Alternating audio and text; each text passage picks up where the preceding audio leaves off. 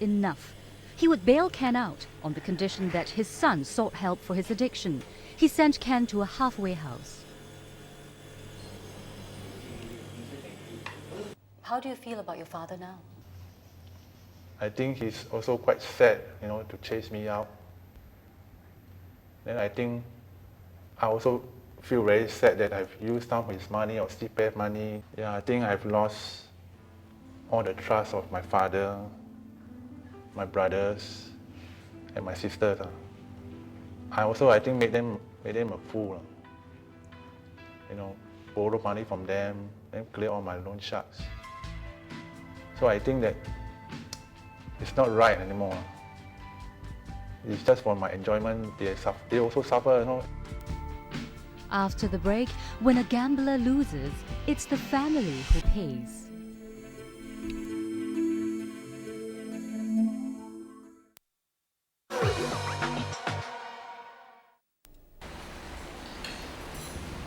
It's Saturday evening, time for family dinner. A scene that Doris and her children never would have imagined possible 4 years ago.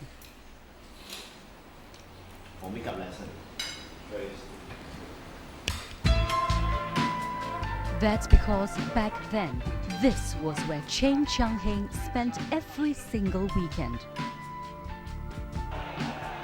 I bet as much as per race, up to 20,000 per race, There are times that I do make close to 100K, but there are times that I lost more than 100,000, where I don't feel like coming home. Doris, I want to ask you, Che was talking about how weekend after weekend he'll be plonking in sometimes $100,000. At that time, did you know what was going on? No, I don't know. Usually he would tell me that he's going out with his friends, he got some business. Did you ask? Did you even suspect that he was at the races? No.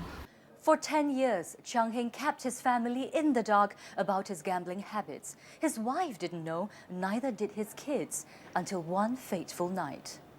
There was the time that he really lost a lot of money, and that night he came back, he told me that he lost a lot of money.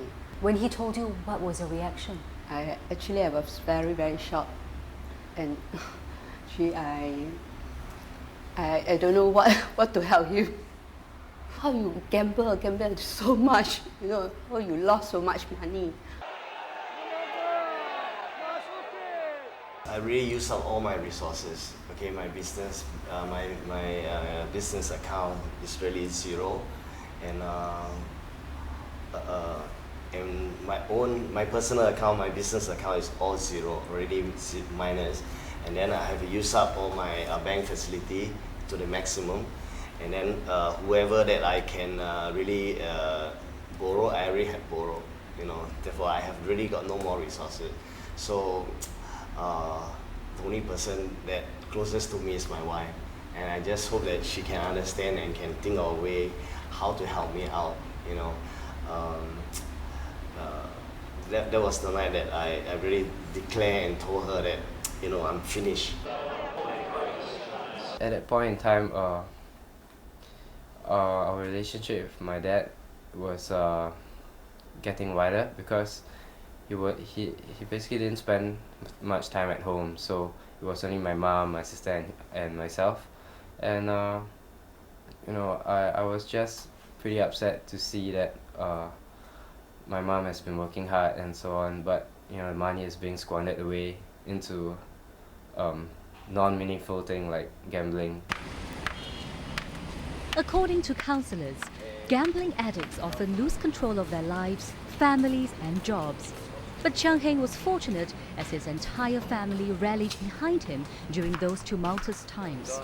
They sold off their car and their condominium and moved into a public housing flat to settle his debts. Doris even borrowed money from her brother to do so.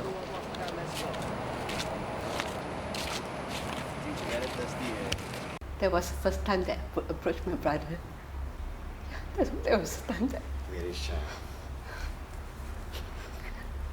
I borrowed money from my brother. Okay. Your brother gave you the money? Yes, he did. We were badly badly affected by the debt situation, and when he had approached like relatives for help and so on, I didn't feel too good about it because you know, people being people, they're bound to be like bad mouthing and giving you faces and so on. But this stigma wasn't enough to make Chiang Heng quit the gambling habit. As his wife was helping him to pay off his debts, he was plowing money back into the horses at the turf club. Until one day, Gerald took matters into his own hands.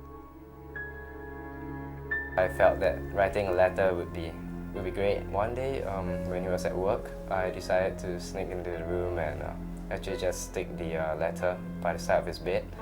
And yeah, I just waited for him to return home from work and see what would happen next.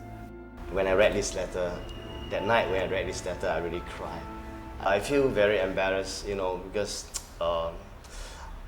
I'm a gambler, you know, and I really cost the family. I have to, you know, they were disappointed because first I sold away a condo which they were looking forward to shift in, and I also sold my car. I didn't want him to feel ashamed of seeing us because we as his family, we understand him and we do not hold anything against him for putting us in debt and so on. So I just wanted him to just basically stand up and, you know, face his situations. And that was what Chiang Heng did. The letter made him quit gambling for good. Father and son have grown much closer since. And although neither ever spoke of the letter, it's there as a quiet understanding between them. There may be fathers and mothers out there who could be going through similar experiences. Okay, what would you say to them? I would just want them to know that no one bears anything against them because we're all brought up differently, and perhaps, you know, when they were growing up, this was the in thing, like gambling was the in thing, and perhaps circumstance did force them to gamble and so on. So I just want to know that, you know, there's nothing to be ashamed of, and, you know, just admit that you're being addicted to gambling and do something about it. In the production of this story, it was the reformed gamblers who were willing to speak to us. Industry players such as owners of cruise ships and operators of legal gambling outlets would not speak to us. One thing is for sure, there are already many gambling opportunities here. So perhaps the biggest challenge is how to help gamblers strike the balance between play and control.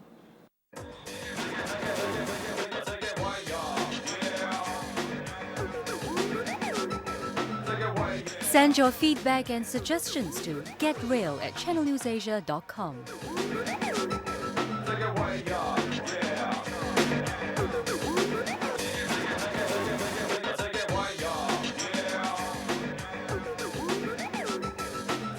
Yeah.